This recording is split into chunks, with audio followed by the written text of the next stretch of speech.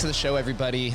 More than excited for this conversation. We have Tatiana Moroz on the podcast. She has quite a history behind her. I'm very excited. She's a singer and songwriter, a liberty activist. She is the creator of TATIANACOIN, which is one of the earliest music NFT projects.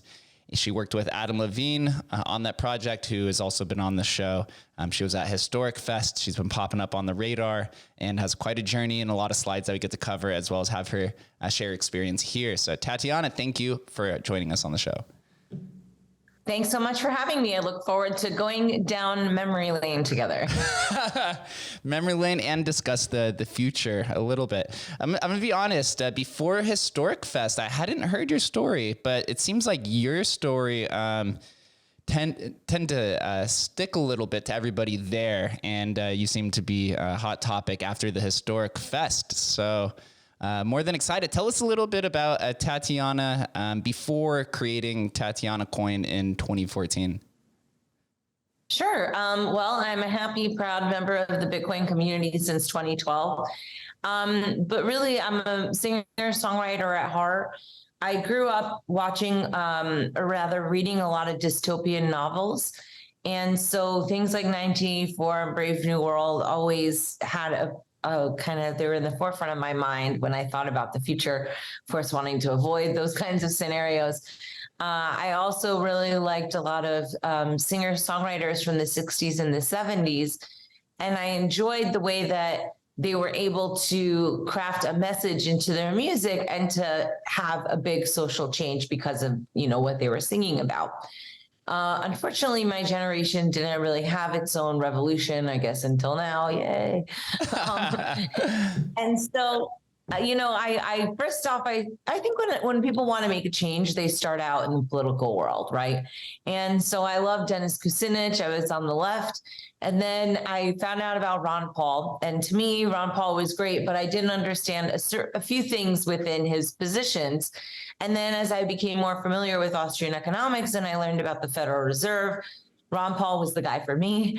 I was very lucky. I got to meet a lot of different people along the campaign very early. And so as a result, I was singing all around the country for thousands of people, singing kind of anti-war music.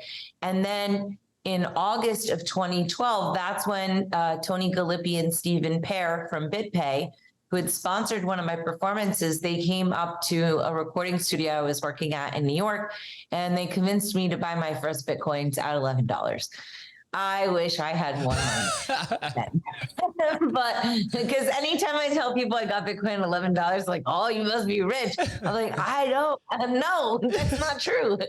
But I do think of Bitcoin as a great way for artists to dig their way out of poverty. Now we've got all these different kind of tokenization aspects as well, but just the ability to learn more about the financial system, I think, is really important for artists. And so that's why I got really passionate about bringing my love of liberty and Bitcoin to the arts community, so we could hopefully communicate that to more people. And so people would, of course, join our merry band of Bitcoiners. 2012. Wow. Quite an early time. So as I mentioned before, you worked with Adam Levine, who's the creator of Let's Talk Bitcoin, and I think it's called Tokenly, where he helped jumpstart a lot of these projects. How did you connect with him? And as an artist, when you moved into the Bitcoin space, your token TATIANACOIN might be the first music NFT or one of the earliest.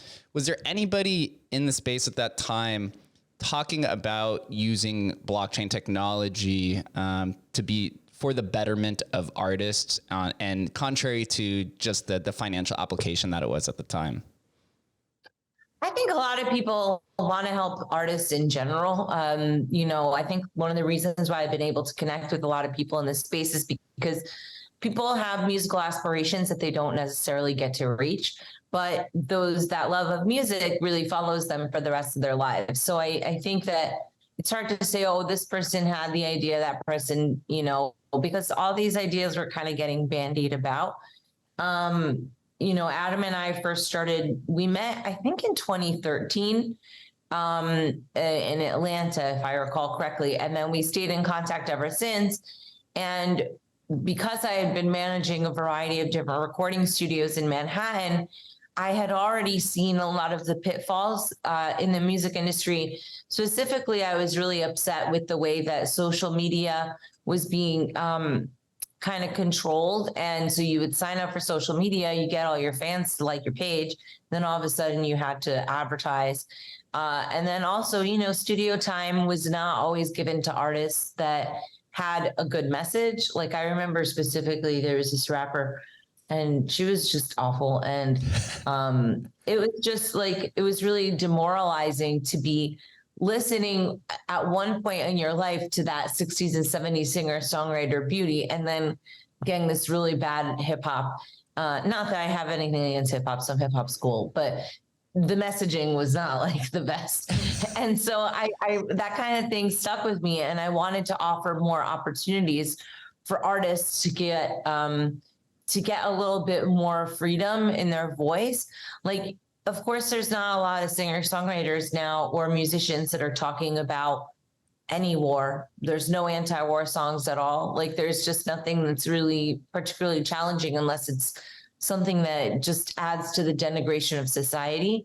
I personally became very close with Ross Ulbricht and Lynn Ulbricht from the Silk Road. And when I put out my album, so what happened was I put out TATIANACOIN, and we could talk about that in a minute, but what we did with it was I put out my album called Keep the Faith.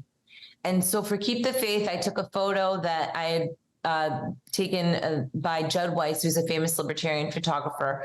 And I had sent it to Ross. Ross, for my birthday, drew a picture of me. And so I decided to use that as the album cover because I had a song about the Silk Road. You know, when I first heard about the Silk Road, I was like, this is terrible. Obviously, this is a bad idea. You're definitely going to get in trouble. It doesn't seem like you're going to get away with it.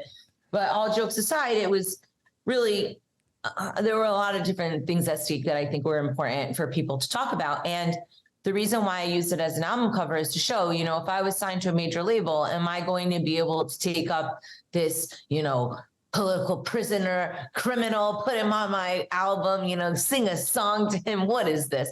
So, you know, we need that freedom. And so that kind of put me down the path that I never left of music and crypto. And Adam and I have been on that journey together for quite a while now.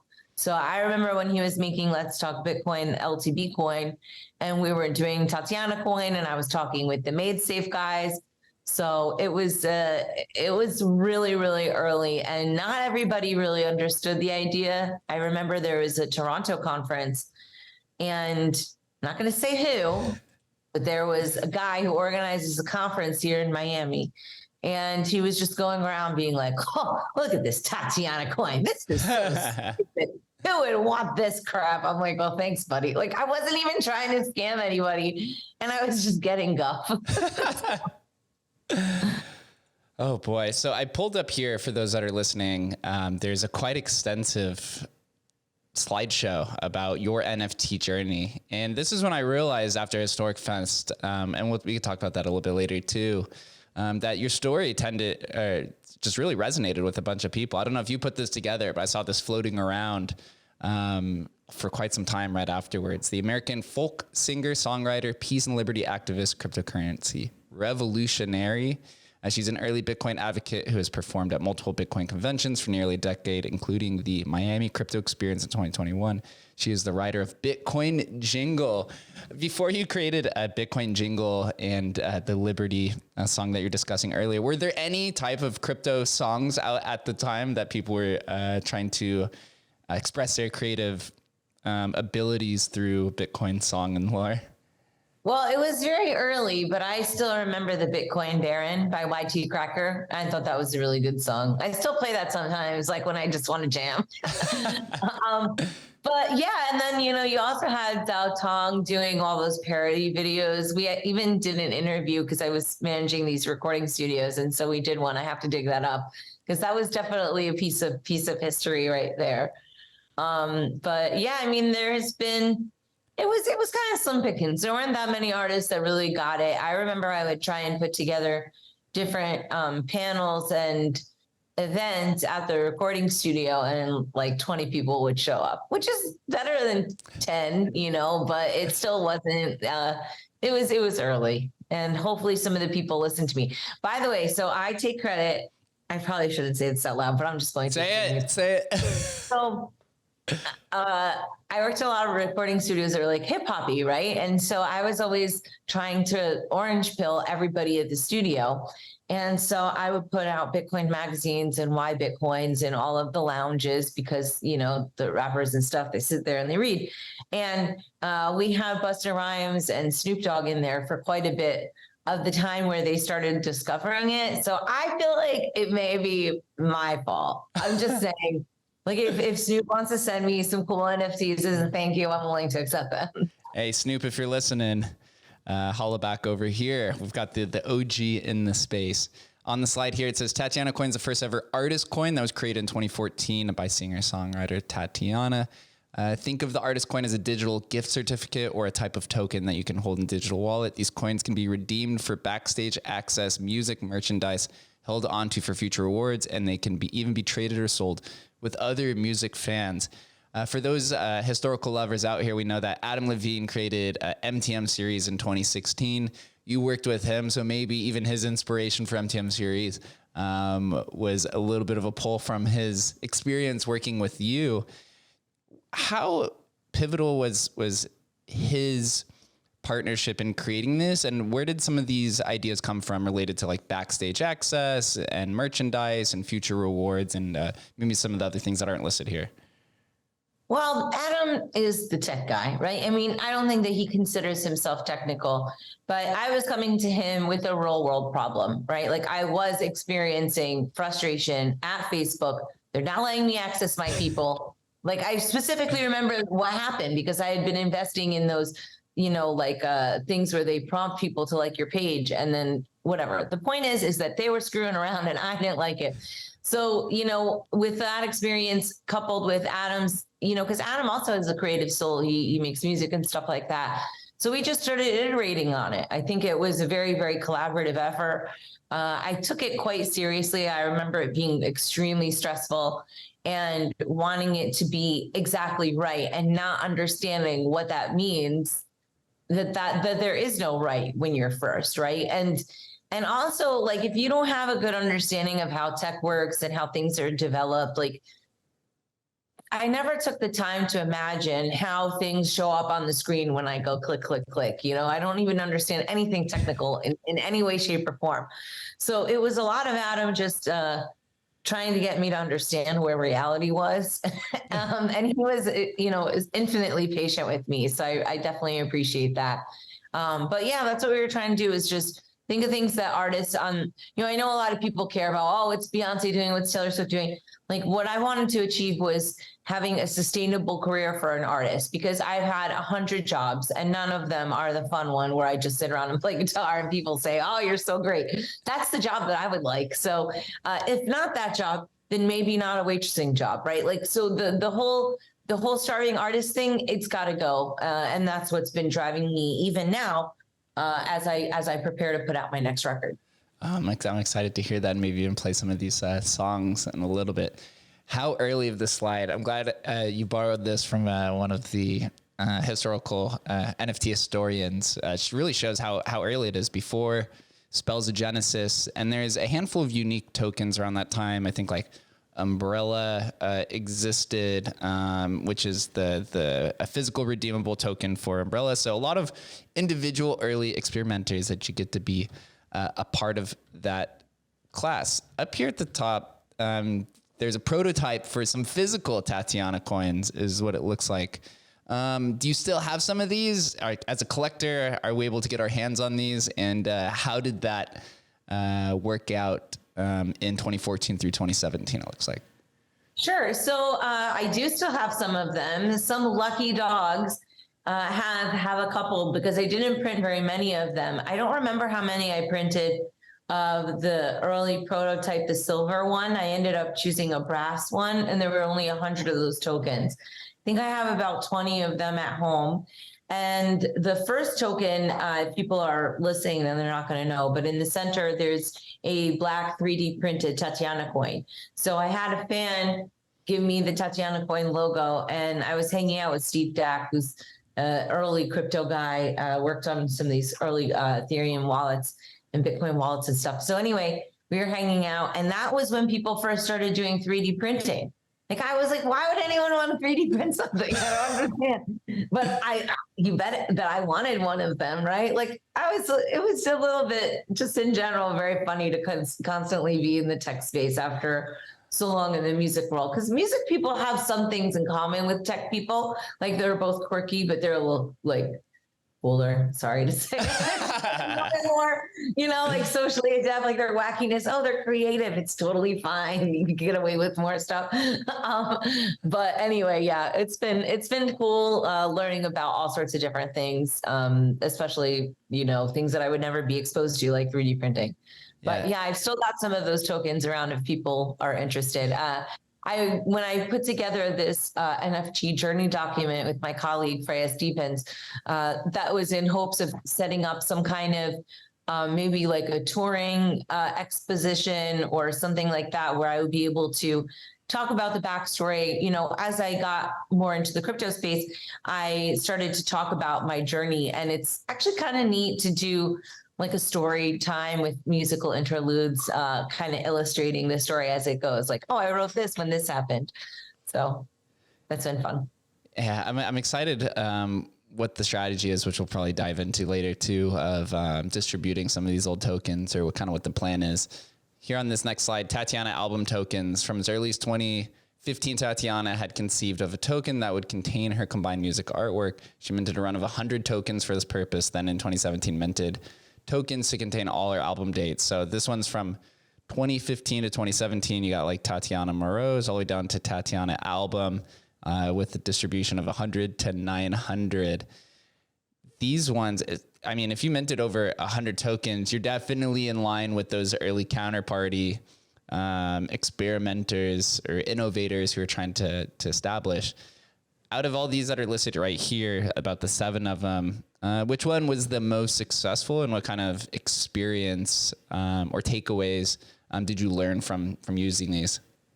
So these are all unreleased tokens. These are all like secret tokens in a vault. And up till about a month ago, I didn't think that they would have any value, because what happened was we made TATIANACOIN, but it was like having a car without any roads, right? All the things that I wanted to do with TATIANACOIN had to be built out. And of course, I don't even realize that we need to build it. So as we were going along, we had a lot of different ideas. And one of the main things that we liked was this idea of album tokens, maybe with a physical vinyl correlating with it. And it being something where if you're a fan, you can get all of my content. So rewarding super fans, but also commemorating different albums themselves. That's why I would have, the albums that were named like the album title. So, and then some of the fan tokens would be, of course, in order to enable different powers. And what we ended up doing was we built out a lot of those features with Tokenly. So in January or February, I think Adam and I are going to loop back about creating a DAO from some of those tokens for the Counterparty community. Because now that I'm going into looking at the new album, like I realized that a lot of the things that I want to make are still not out there. So it remains to be seen. That's going to be awesome. A historic music DAO. This right here took me away when I was researching you. Tatiana has her own card in Spells of Genesis. As we know, Spells of Genesis is the first real NFT collection that was created in 2015 by Shaban. This Tatiana card, it has 1,200 that I've created. It's a picture of her playing a guitar, and it's some of the lore underneath here. 1,200 supply, and I even pulled up the X chain. When you go on X chain, it says right there, this is an official card. I think this adds to your legacy. Oh, it's so awesome. Tell us a little bit about the story behind it and your relationship with Shaban to have this created. Sure. So I very early on was convinced by Jeffrey Tucker from, oh God, what was it called? Liberty Me. It's like one of those first experimental alternatives to Facebook, but a Liberty-based station.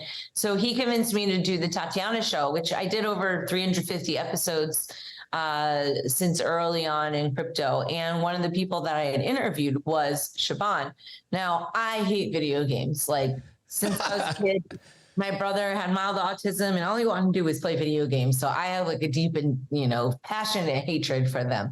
So I was admittedly a little bit like, oh, what am I going to talk to this guy about video games? But he blew my mind. And it was the first time that I really thought about the impact that this could have in the gaming world and about having these transferable assets. Nobody was talking about that then. And so it was really neat to learn about it. I don't remember how it happened. I may have been like, can I have a card too, please?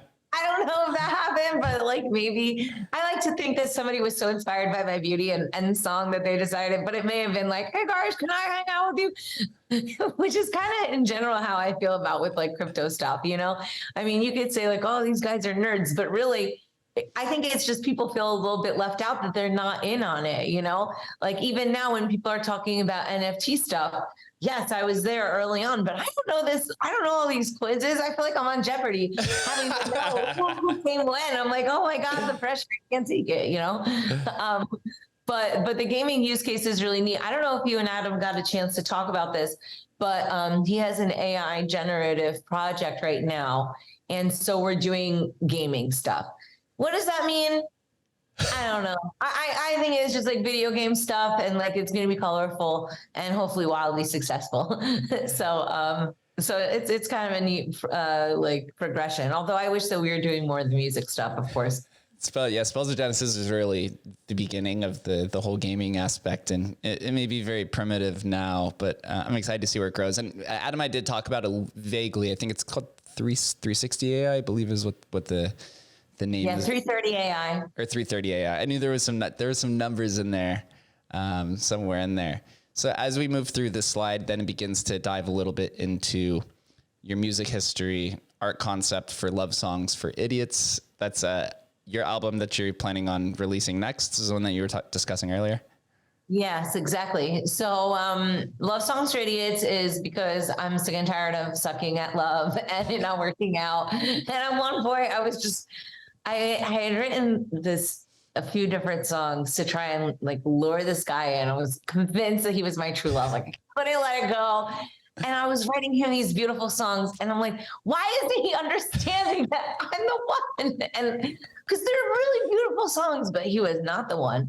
And so I was kind of making fun of it. And I was going to call the album Gemini, but my friend's like, no way, go back to the Idiots. Everybody understands that. So part of like, when I started doing more liberty music and political music and, like anti-war stuff,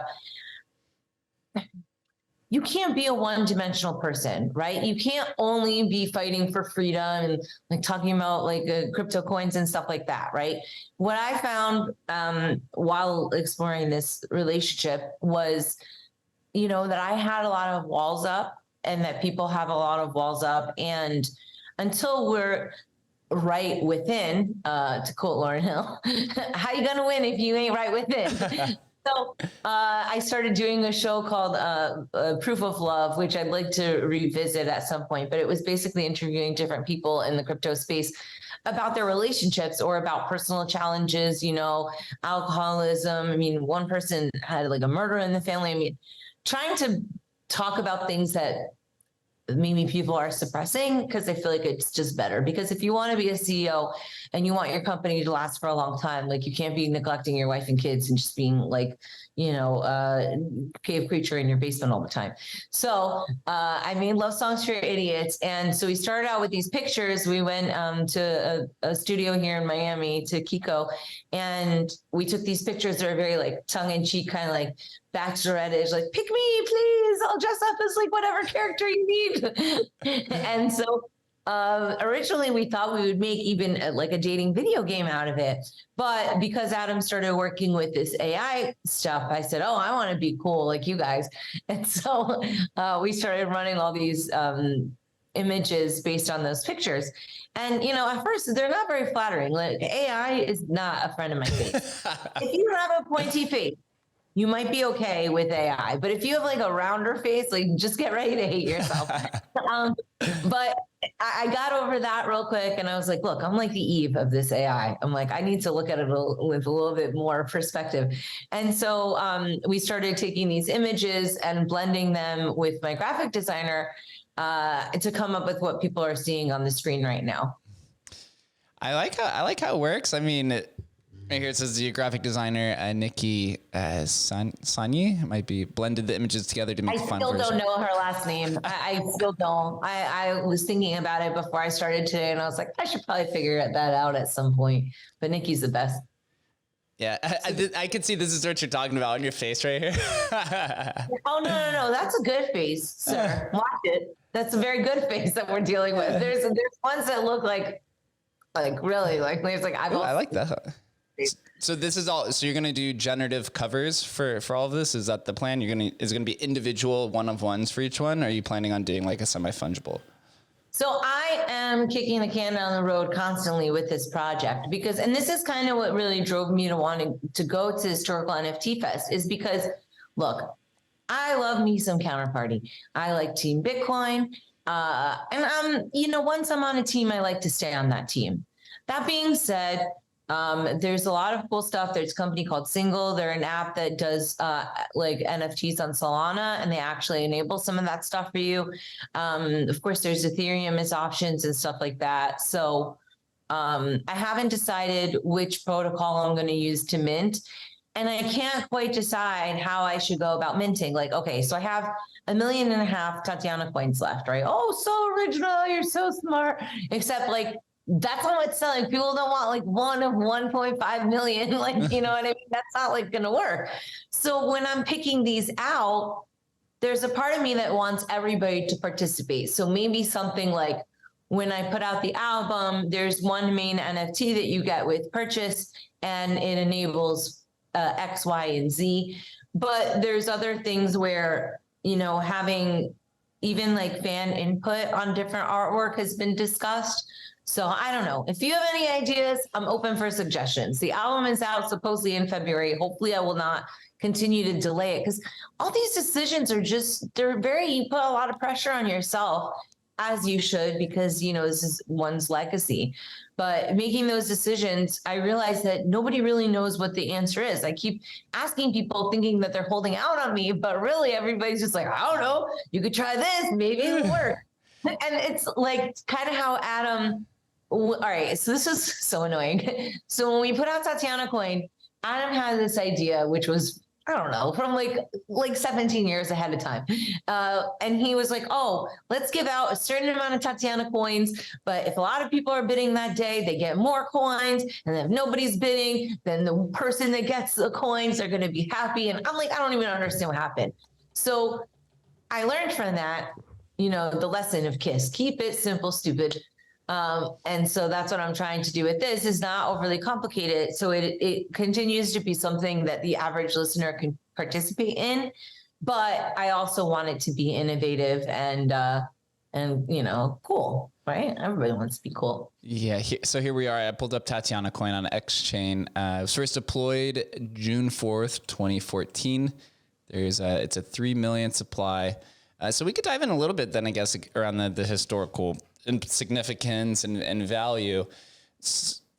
This has been a common issue with most of these, we'll call it rediscovered or just early counterparty projects, where there's a big supply. And we know that if you reduce the supply and it becomes scarce, the value increases. But then you limit the amount of collectors that could be a part of your community. We have seen it multiple times with Umbrella and Test and a handful of these other ones where they burn it down to 300 or 400 or kind of less than 1,000 supply. Has that crossed your mind at all, of maybe burning the supply down to a small number, maybe in the hundreds or thousands, to further increase that value? Definitely. So of the original purchasers, I don't know, we had maybe 100 people that purchased it. So there's not a lot of holders and we have a large amount of them. I don't like the idea of burning anything because that just sounds very harsh and terrifying. So I don't. But, you know, how do you bundle them together? I'm actually going to talk to the guys over at Emblem Vault and see what they can do, because that's the other thing, like they're counterparties. So only a certain small subset of already small subset of the population is interested in counterparty assets. So I'm not sure. Maybe I'll do some new things and do kind of bundles with certain kind of features. I haven't really quite figured it out yet, but it's definitely, you know, on my mind. And like I said, I'm just asking people for suggestions, wanting a concrete answer and getting an amorphic one instead. Well, what if I told you I actually work for Emblem Vault? So you're talking to the right person. Yeah, there's really a lot of things you could do, I guess. So I'm assuming then this right here, the top wallet is yours, the 1.275 million, looking for distribution. Yeah, since some of this is distributed out, I think burning it might not be a best idea, because then you could have some of these old holders just come back and completely like wreck it. So we'll have to package it probably in some sort of like percentage wise, because you have 42%, it looks like, total. So if you do, we might have even more than that. I have to check in with Adam. Adam is a responsible person. I, on the other hand, can't even remember my house key, much less my real keys. So. I lost in a terrible boating accident. Oh, I could barely swim out alive. I would then maybe look into this as like, there's 3 million and maybe you sell like 30,000 at a time, which would make it, you know, 1 out of 1,000. And then you could kind of look at it like that and sell individual vaults with 30,000 at the time. I think that math is right. Yeah. 30,000 at a time. And then maybe even create a different coin or take some of those other coins, the albums and stuff. And you could use some of this generative artwork on here, because it's pretty awesome. If I had to vote on which one I liked, I think it was this last one was my favorite. This one right here. I like favorite. Oh, thanks. Yeah. This one's my favorite. That's the lion one, you know, it's got a little bit of a fall vibe to it. Yeah, I would say you could even take some of this artwork and put it on some of these other tokens that you have, and maybe even package them all together, or maybe even work with Adam, or even if you have some of these, which are also historical, right? You can kind of put some of these the Tatiana card from Spells of Genesis inside of that vault with maybe 30,000 of the Tatiana coins, which then you'll know it'll sell for at least a few ETH, depending on how the community recognize it. But some of these ones as well. There's a project that we've talked with called Doge Runner, which is a 2014 project, which is very similar. It was like an early experiment in 2014, and it has like 4 or 5 different tokens. And so they've gone to package them all together and sell them in a single individual emblem vault as kind of an auction to kind of go about it like that. So there is a lot of room for the historical narrative.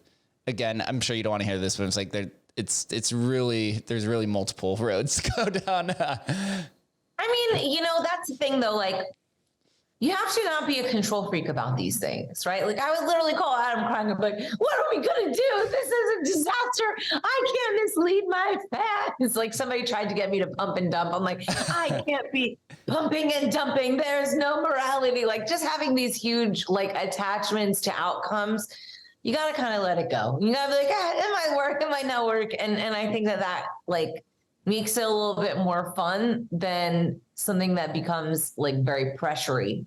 And you want it to be something exact, but it's not exact, even though you think that it should be. Yeah, there's really no way to kind of really corral it all together. I mean, but you do have a decent amount of the supply, and maybe you can even assume some of these are lost forever because of people losing their keys or one another. So it goes all the way down. Looks like there's a little over 100 holders. There's 307 holders, really. Oh my God. I didn't realize that there were 307 brilliantly intelligent, great investors out there. I'm sorry, not investors, because God knows nobody's making money on this. But I'm just saying, those people are very wise. Thank you for supporting my work. But see, this is the thing, like, you do this stuff for such a long time and you still have struggles. Like I'm still like looking at my bank account saying, how in the world am I going to fund this new album? And with the market being down in general with crypto, like I was like, maybe I can sell some assets. But the conclusion is it's like, no, you can't. There's nobody, if you want to sell them for like 1/10 of what they're worth, sure, go ahead. But how do artists create stuff and like ways of supporting their career? Like, I don't know, because do you think that a lot of people are buying this other than, collectors? Because I don't think average fans get it yet. And I'm not a person that's a collecting person. Like some people are like, oh, those stamps, let me get some of those stamps. Like they want to collect them. I don't care about collecting. The only thing I want to collect is guitars, which I think is a very respectable hobby, for the record. Cool version of collecting. But I mean, do you think that fans are there yet for some of this stuff? Is it because the user experience is still not quite there, or is it because people are never going to care about this stuff? I think people will care. The music NFTs are still very early. I mean, right now, music NFTs are generally just collectibles. You were experimenting in some of the access side of it, and I think on the Ethereum side with music NFTs, there is a semi decent sized community, but the utility of it hasn't been completely worked out yet. And I think that's going to be the biggest hurdles for the fans of Web 2 music to move into kind of the Web3 model. And then with Counterparty, you kind of have that another technological hurdle that they have to overcome. Because let's be honest, when you go to Counterparty, it feels very similar to like an AOL. It's kind of how I feel when I'm on it. There's nothing bad about that. But most of those, there's something bad about that's the worst insult. You're like, I mean, there's nothing wrong with it. It just feels like dial up in the early 90s. That's all. I mean, it's perfectly good. Yeah. but let's be honest though, the new entrants into crypto are those who need like very sleek and very simple UI UX models that doesn't have a 20-minute loading time, which is kind of what the Bitcoin block time can be at times. So they need something a little bit faster, a little bit more colorful, and it's just not there yet. But this gives you grounds to go on and create different styles for it. But for you, like you said, you're talking about the depth of the bear market. I would say to just create a few vaults, maybe 2 or 3. You don't have to go through all of it. At least start establishing a historical collector base. And maybe even now those who are looking to find something with cheap value, then you have some supporters and you have some people that are in the historical NFT community who are advocating on your behalf because they are a holder. And that's kind of the cool benefit to Web3 is that your marketers are also your holders, because if they effectively market you too, then everyone kind of wins, right? The creator wins, the holder wins because their tokens increase in value. There's more exposure, and it's kind of this like positive feedback loop or this like flywheel effect. So my recommendation would be at least try a few. We'll launch one emblem vault with an auction, take a handful of these, and maybe even some of the other tokens, or put some images, put some of those the AI art, and maybe even an access to the new album. Like, I would say just at least try a few things with moderate expectations and kind of see where it goes there. Because you never really know in this kind of market, in this community. Yeah, I think I'm going to give that a shot. And then also I'm going to harass Skrilla. Every time I go and visit Sasha, Skrilla is attacked by me. And I'm like, tell me your secrets. He's like, yeah, you just got to do it like this. And he's like, like all cool. I'm like, no, I want to document. I want to know what you think specifically. He's like, oh, you can do it this way, that way. I'm like, listen, we'll get it together. I need some structure, but no structure is available. So I'll have to take his goodwill and under advisement. He's got that one called basement.wtf.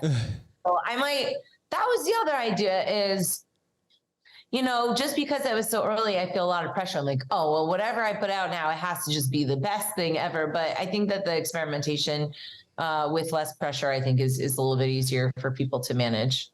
Yeah. Speaking of Skrilla, I just pulled up the Tatiana show where we recorded with Skrilla. It looks like some point, May 27th, 2021. This dude is very, He's very chill about the way he goes about things, but a very, very large visionary. Tell us a little bit about the Tatiana show. You said you recorded over 350 episodes. We're on your YouTube channel. When did you start this? Why did you decide to end it? And what did you learn throughout the entire experience? Well, I didn't plan on ending it, but then COVID happened and I just had so many different projects on. I had to cut back on a few things, and then I was moving down to Miami. Also, it's hard to make political content. Not everybody wants to hear it, you know what I mean? And sometimes you end up killing off some of your fans. I mean, it is what it is, right? Like, I'm obviously a political artist, but trying to upkeep the podcasts, plus moving, plus trying to, have a regular business. I have a company called Crypto Media Hub. It's a marketing and PR company, which I've had since 2015. So like, I had to put a little bit of effort into that. And yeah, I haven't done the show in a while. I'd like to. I've been hosting these events here in Miami called the Crypto Media Hub Salon Series. And so I'll have people come over. I have a nice PA and we'll have some talks. Either I have like a chef come in or I'll do some food myself. And then we'll have live music. So I'm really keen to keep building out community. Miami luckily has a lot of built-in community for sure, but they don't have my particular flavor of community. And I have a lot of really great friends I've made over the years. So it's nice to bring everybody together. And it's a little bit less shilly. Like that was one of my favorite things about the historical NFT fest. It's like we weren't really shilling anything. Everybody was just kind of talking. And that's more what I'm trying to encourage. I mean, shiller's got a shill, but not all the time. Everyone has a little bit of a shill in them, but the historical community is full of collectors, where you see the newer side is a little bit more of like a flipper base and a trader base. So there's a lot more hype marketing, where here it's just about the story and the passion and kind of the relationships. What was your biggest takeaway from the Historic Fest? I wanted to go really bad. I wasn't able to make it, but it seems like with that small crowd and kind of how it was curated by Dada and a few of the other people who worked on it, it seemed like it became like a just all out success overall. And it had a very, it had a very smooth kind of experience. It seemed like there wasn't that many issues that happened throughout it. I think it was one of the best conferences I've ever been to. It was really, really fulfilling. Like, how can one look at all of this effort that we've put in and not have like a small ego attached to it, right? Mm-hmm. And so if you're early on, I think a lot of the people early on were too early and didn't have as much success as some of us would have liked. And so as time goes on and you see these big conferences with these new people who are just like all flash and cash, I don't know whose cash they're burning, but they're burning money. I'd like to have some of it. But anyway, like you start to feel a little bit like, did what I do have any impact at all? Like, what is the point of me, right? And I felt like at the Historical NFT Fest, I felt like I was reminded of where I came from, and I don't think that I'm the only person that sometimes feels a little bit like left out of a world that they helped create. But at that fest, it was just all people who really were understanding it on a deeply personal level. And without everybody's contribution there, we wouldn't be where we are today, right? So we've had a lot of different shared experiences, and it was great to talk about it again. And literally, it was the best conference. And what I also really liked about it, and which is inspiring me to do some Twitter spaces, is the roundtable discussion format, because you'd have 5 or 6 spaces on stage, but then people would chime in the audience, and then you give them the mic. So I don't know, there's just something really good about the flow of conversation there that I really enjoyed. And it was a subject that I particularly care about. I have a really hard time paying attention in conferences. Like, I just want to chat with people. Like, at home, all I do is consume content, but when I'm out, I can't. In this though, I really felt motivated to participate. And even though I felt a little bit shy, I'm generally a little bit on the shy side when it comes There's no way you're on the shy side. But it's true. Like, and it's annoying because nobody even gives you credit for being shy. And I'm like, damn it, I'm being shy. Help me. But you know, with certain things, because like I don't know a lot of the same things that everybody knows, but I know certain things. And so, you know, it's always like when you get out of your comfort zone and you have to talk about something that's a little bit ooh, right? You get a little bit nervous about that. So, but everybody there made me feel really good. And plus I knew a lot of the people anyway. All right. So you really felt at home. Yeah. I hope I can make it next year. It sounds like it was a very, very incredible fest. So now as we move on past TATIANACOIN and kind of more in the present, you're working on your album and you're still mentioning that you're a political activist and you have Crypto Media Hub. Where do you go from here? Are you trying to still find the kind of the crossroads where the collaboration is between these handful of projects that you're working on? Do you have larger aspirations to move outside of the crypto space? What does the future of Tatiana kind of look like, especially now relocated in Miami, where it's become pretty much the de facto crypto hub of at least the United States? Yeah, I mean, Miami's definitely a happening place. I mean, I think that it's hard to figure out what's going to be the next steps in the world, period, right? Like, I think that we're in for a lot of stuff. Like, my money's on aliens, could be something else, but I think like in the next year, they're going to like, all right, this isn't working. We got to think of something better. And so they'll cue the UFOs. But I feel like, you know, I want to continue to build community with Crypto Media Hub. Like I've been doing these events because I want to bring people together. I do music because I want to bring people together. But it's also very hard to figure out what the best, like what the best paths forward are. When I moved here last year, I worked on a docuseries called Bitcoin City, and man, it's dynamite. And I've got this sizzle and I don't have anything to do with it because it's like, great, okay, I have this wonderful sizzle reel and like nobody has any money and there's not enough people interested in watching crypto to warrant the investment into the projects in the first place. So, you know, I think about that and I'm like, wow, maybe I really made a mistake even trying to produce that because I spent so much time and so much effort and, you know, of course, unpaid, like everything else. And then, you know, now it's not really the right timing. So part of me is just in a really reflective mode. I feel like in order to go forward, while I would like to have more crypto and like my financial woes solved in some way, not that they're that dire, but sometimes, right? I'm more concerned with mental wellness and like being prepared for abject poverty or really bad things that could be down the line. Obviously, I sound like a doom and gloomer. Like I left my tinfoil hat off screen because I didn't want to frighten anybody. But I feel like you have to be able to watch horrors, you know, and be strong and still be a beacon of light for people, you know, and sometimes because I don't feel like my music is heard enough, I'm like, what is the point in me at all? Like if nobody even hears it, but that's like an internal like alignment that one has to have, right? Like whether or not I ever have like the moment where you're on the stage, you're like, I'd like to dedicate this award to nobody. It's all my fault. It's mine. I deserve it. Right. Like you might not have that happen, but you have to have like a certain peace inside and like know where you are and like what your contribution should be, even if it's not always like where you want it to be. So that's kind of what I'm thinking about. You know, I want to put out the record, make sure that people hear it, keep growing Crypto Media Hub and doing different projects, but most importantly, trying to make it so no matter what happens, I'm going to be okay. Like I just ordered Solzhenitsyn's Gulag Archipelago, you know, some light reading for the holidays. The smoothest reading. You know, just nothing but uplifting stories to read by candlelight. But that's the thing, like you can, I avoided getting that book for a long time because first of all, Russians are just like, blah, blah, blah. It's like, I get it. You like heavy foods and heavy writing.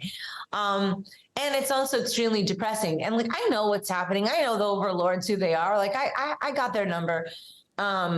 But so in a way, I feel like, why do I need to why do I need to read this and learn about it?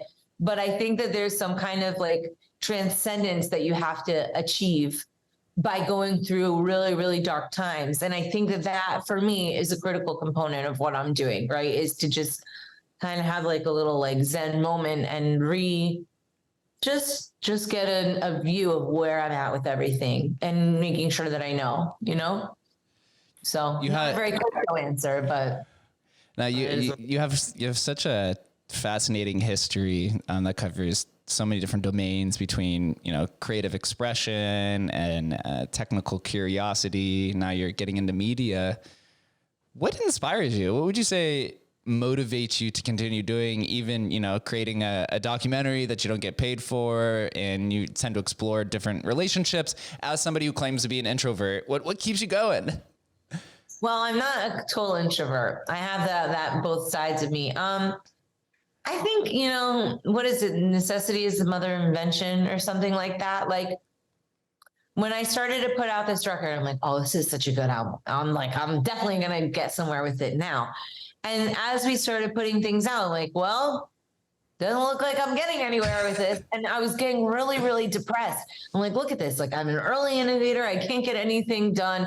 And so I started asking my friends, and I said, Will, my producer and engineer and good friend, I'm like, what's up with this artist you're working with? She looks like she's really doing well. Like, what's her secret? He's like, oh, she's not doing well. He's like, she's just wasting all of her money on videos and she's getting nothing in return for it. And so I went to my good friend who owns a small label that puts out my music, and I'm like, Megan, and she's like, oh yeah, no, basically you just light money on fire and you get nothing out of it. And I'm like, this is the worst career ever. You know what I mean? Like, musicians add so much. All of our best moments in life have a soundtrack, and yet the soundtrack that like I heard when I was in my musical days, like, is like the sound of like clearing dishes off of fucking tables, excuse my language, but like that's literally what you end up having to do in order to survive. And it hasn't changed that much. Like, we've been innovating in the crypto NFT space for 10 years, and artists still can't create a sustainable living. So that's my main motivation. It's that like I have to have music. I can't turn on the radio and listen to garbage all the time. Like, I have to have something to feed my soul. And I think about, okay, if there's an apocalypse, I'm pretty screwed. Like, I'm a good cook. There's a few things I can do. I'm also a prolific complainer, which is definitely a negative. But like, I'm like, how am I gonna like make it? And I thought about it. I'm like, you know what? Music actually will be important at that time, because we need food, we need water, we need like exercise and sunshine, but we also need like something to feed our insides in the darkest of times and the best of times, and that's not going away. So that's what I'm working on, is trying to make music, hopefully that people hear it, and eventually make it so more artists can have sustainable careers long term. It's a very noble and honorable, thing, or wish, and that you actually participated in the innovation. You literally were there right at the beginning, and now you're getting back into it and trying to find different ways. So I'm very excited to see where it goes. Again, if you want to message me afterwards, or you need help through Emblem Vault to figure out some of these tokens, we could all hop on a call or anything like that. I think there's definitely some value there. Of course, again, there's multiple paths to go about it, which is not something you want to hear, but no plug and play, unfortunately, in this space, because even as ironic as it sounds, we are pretty early if we've been innovating 10 years and still haven't been able to find a blueprint for artists to get paid and live off of their creative expression. But it does seem like the chart's going up.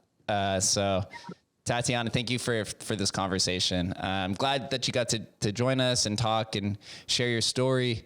I think that I'll be seeing you more often around in this space. I hope so. Thank you so much for having me. If people want to check me out, they can go to TatianaMoroz.com or follow me on Twitter, Queen Tatiana. There's a bunch of music available online as well. So I'm on Spotify and iTunes and all those things like that. So people can listen, and keep an ear out for Love Songs for Idiots next year. And also some of the beautiful generative art that is on there, and some more tokens. We might even have to do an episode 2 at some point in the future. So thank you guys for listening and watching. We'll catch you next time.